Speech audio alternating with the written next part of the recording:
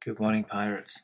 The birds outside my window have been especially noisy lately, so I'm sitting in the front of the loft where I live. Hopefully, they'll come through on the audio, but at the minute they've just all shut up. But they can usually be very, very noisy at this time of day. Anyway, on to it. KW-26, keeping pigs happy. Happy Midsummer to you all. The astronomical solstice was on the 21st, but today, the 24th, is the day of the traditional Northern European celebrations. Here at the barracks, I think we're going to mark it with a little fire, but sadly no dancing pirates. On Wednesday this week, I slipped on the granite-clad stairs in the big house and did my right ankle a bit of a mischief. I took it easy for a day or two, but by Saturday I was thoroughly bored with sitting around and did a full day in the garden. By the evening, it had swelled up again to twice the size that it had been before, and so some more rest is probably a good idea. Yesterday I got some reading done, but also managed to tend the tomatoes, which were getting a little unruly. Full rest is really not going to happen, but I shall definitely not be gyrating round a campfire either. Tending to pigs. I realised I talk about the pigs quite often, and they are definitely the soul of the barracks, but only really mention them in passing. I don't think I've ever said much about what it's actually like to have them. The most obvious, in terms of how it affects other decisions, is that they are the only real expense of the barracks. The income from this newsletter almost, but not quite, covers the cost of their feed, and the desire to grow their food and straw has a disproportionate effect on the decision-making and the time spent working over and above human food rendering. So let's talk about pig food. Chapter 2. The fun of feeding pigs. For at least the first week of pigging, maybe longer, I fed them huge armfuls of nettles, grass mowings, and every weed I pulled up from the garden. They were pretty tiny at the time, and I found out where and how you could buy pig food online with free delivery, and so I bought pig food.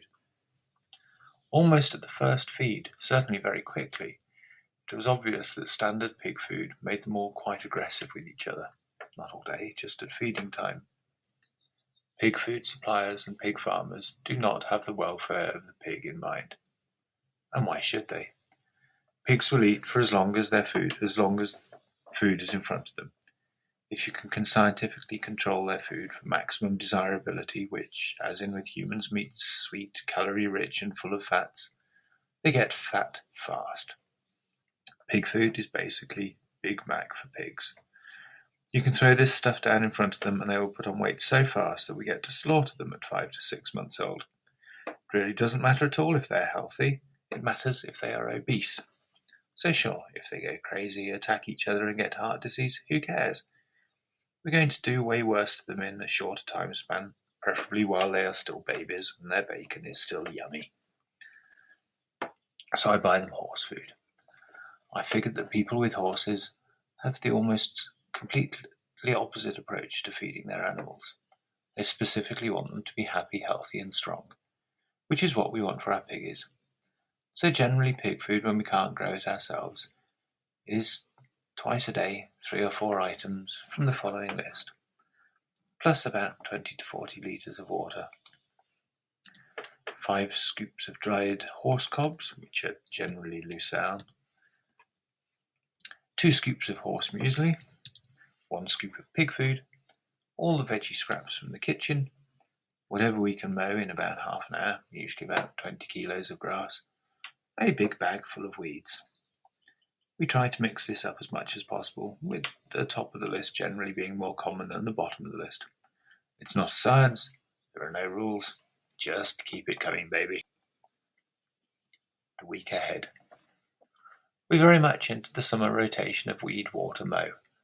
Trying to do enough of these every day to keep on top of things is usually enough. It's impossible to go around every bed and keep all things nice, and try to push ahead with projects every week. But I do try to make sure that the tomatoes, potatoes, and beans get a look at and some love at least once a week. Each has some biggish tasks this week, and so they're worth listing. String the bean gate and train the bean seedlings. Earth up all the second earlies and main crop potatoes. Try a test plant from the first earlies. We ran out of potatoes from last year yesterday. It is time. Weed and mulch all the tomatoes. I did the side shoots yesterday, so that should be okay for a bit, but remain vigilant. Pirate gardening tip of the week. Renewing strawberry plants.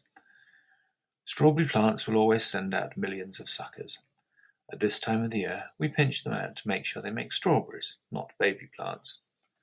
Let some of them set, but only as many as 1/4 to 1/3 of the number of your plants.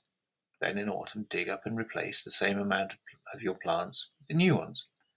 Chuck the old ones on your autumn fire to destroy any chance of disease. I've read the internet on sprained ankles. I'd be happy to hear your stories about sprains in the comments. This is my first one. The internet believes that the pain should go away fairly soon, but the swelling could last a while. Is this your experience? But don't tell me to go to the doctor. That ain't happening. With much pirate love, until next time, be excellent to each other and everyone. Your loving Pirate Ben. XO. XO.